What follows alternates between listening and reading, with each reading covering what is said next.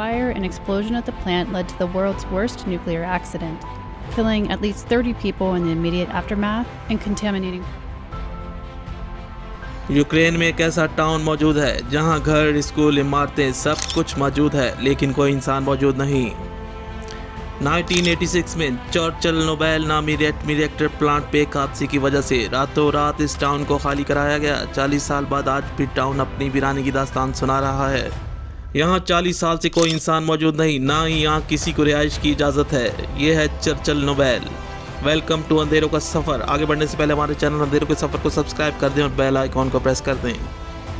साल था 1986। Soviet union के एक एटमी रिएक्टर चर्चिल नोबेल प्लांट में एक ऐसा धमाका हुआ जिसकी वजह से रिएक्टर तबाह हो गया, जिसके बाद प्लांट में 2 वर्कर की मौत हो गई, बाकी 28 लोग चंद ही हफ्तों में मारे गए। इस धमाके की वजह से 5% तापकारी फजा में फैल गई। नतीजा 5000 लोग इस तापकारी की वजह से कैंसर का शिकार हो गए। 3.5 लाख लोगों को निकालकर महफूज मकाम पर मुंतकिल किया गया। ये आबादी का बड़ा हिस्सा था जो चर्चिल नोबेल प्लांट के 30 किलोमीटर रेडियस पे मौजूद एक टाउन की पूरी आबादी को अपना घर बार छोड़कर भागना पड़ा। चर्चिल नोबेल यूक्रेन में मौजूद है। उस वक्त 1986 में ये सोवियत यूनियन का हिस्सा था।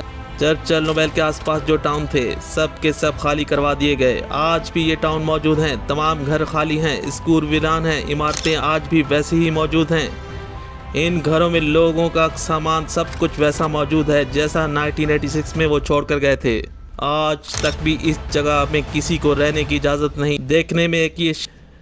देखने में ये एक शहर लगता है जहां इमारतें, घर सब कुछ मौजूद है, लेकिन यहाँ कोई इंसान मौजूद नहीं। चर्चिल नोबेल का मकाम अपनी वीरानी और तबाही की दास्तान सुना रहा है। चर्चिल नोबेल के एटमी रिएक्टर में धमाके की वजह ना तजर्बेकार वर्कर थे जिनकी वजह से इतना बड़ा हादसा हुआ। इससे न सिर्फ यूक्रेन बल्कि यूरोप तक इसके आसार नजर आए। यूक्रेन की गवर्नमेंट ने हाल ही में इस इलाके को इन लोगों के लिए खोला जो 1986 में इस जगह के रिहायशी थे। 1986 में जो बच्चे थे आज जवान थे और कई हजार लोग तो मर चुके थे, लेकिन इनके घर आज भी मौजूद हैं। जो सामान जहां था वहीं मौजूद है। कई लोगों के लिए ये जज्बाती मंजर था। Churchill Nobel disaster atomic history का एक सबसे बड़ा वाक़या था जिसमें सोवियत यूनियन समेत यूरोप को भी बहुत मुतासिर किया। कई लोगों की जिंदगियां खतरे में थीं। कई हजार लोग इस तापकारी के अखराज की वजह से कैंसर की मर्ज में मुब्तला हुए। तकरीबन 40 साल गुजर चुके हैं, लेकिन आज भी चर्चिल नोबेल का एरिया रिहाइश के लिए मौजूद नहीं। लेकिन हज़ारों जिंदगियां मुतासिर करने के बाद भी कुछ लोग ऐसे थे जो इस इलाके में मौजूद रहे, जिनमें ज़्यादातर तादाद बुजुर्गों की थी, और वो इस एटमी तापकारी से महफूज रहे और अपनी बाकी ज़िंदगी चर्चिल नोबेल के आसपास के टाउन में ही गुजारते रहे। हैरत की बात ये थी कि वो इस तापकारी से कैसे महफूज रहे।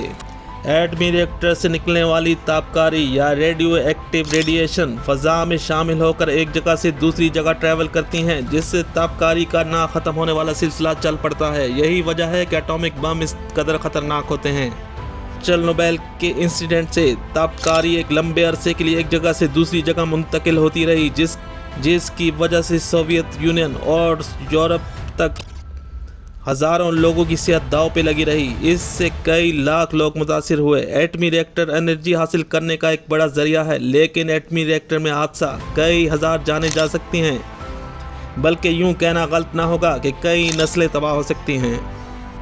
और एटॉमिक रेडिएशन या तापकारी को ख़त्म होने में कई साल का वक्त लग सकता है। हिरोशिमा और नागासाकी जहां एटम बम गिरे थे, इस जगह रेडियो एक्टिव और रेडिएशन की वजह से कई साल लग गए दोबारा आबाद होने में। आज भी इसके आसार मौजूद हैं और ये दोनों शहरी रिहाइश के लिए मौजूद नहीं। नोबेल के आसपास टाउन जो 30 किलोमीटर का एरिया है अब तक खाली है, यहाँ कोई आबादी नहीं। यही वजह है कि जहाँ भी एटमी रिएक्टर मौजूद होते हैं इन्हें आबादी से बहुत दूर बनाया जाता है। कहीं भी एटमी रिएक्टर में हादसे का मतलब तबाही है जो कई शहरों तक फैल सकती है। दुनिया में कई मुल्कों के पास एटमी रिएक्टर मौजूद हैं, जिसमें ज़्यादा सरमाया इन एटमी रिएक्टर को महफूज बनाने में लग रहा है। ये था एटॉमिक हिस्ट्री का एक ख़तरनाक इंसिडेंट, चर्चिल नोबेल।